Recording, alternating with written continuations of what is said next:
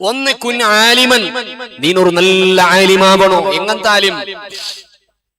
അള്ളാഹുടെ ദീനിയായ ശർഈയായ ഇൽമു ബയാനായതുപോലെ പഠിച്ചിട്ട് ജീവിതത്തിൽ പ്രാവർത്തികമാക്കിയോണ്ടുള്ള അങ്ങനത്തെ നല്ലൊരു ആലിമാവുക നിക്ക് തീരണോ. അതൊക്കെ നിക്ക് സാധ്യമില്ലാണ്ട് കണ്ടെങ്കിൽ മുതഅല്ലിമാ, നീനൊരു നല്ല ദീന് പഠിക്കട മുതഅല്ലിമാവണോ. അള്ളാഹുടെ ദീന് ചൊന്നു തണ്ട ആൽമാർ ആരെല്ലാം ഇടിക്കടോ ആൽമാർ ആ ദീനോടോ പഠിക്കട ആളാവുക നിക്ക് തീരണോ.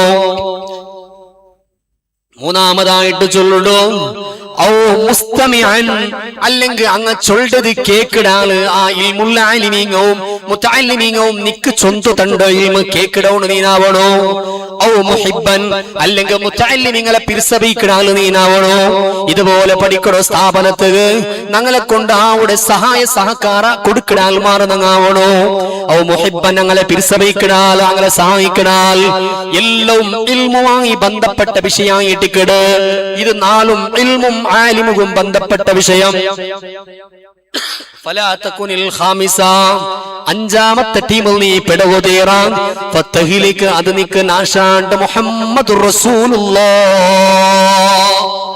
സ്വല്ലല്ലാഹു അലൈഹി വസല്ലം. അപ്പൊ ഈ അഞ്ചാമത്തെ ടീമിൽ അങ്ങ് ഓർക്കുമാവുകതീറ. ഇതിൽ നാലിൽ ഒന്ന്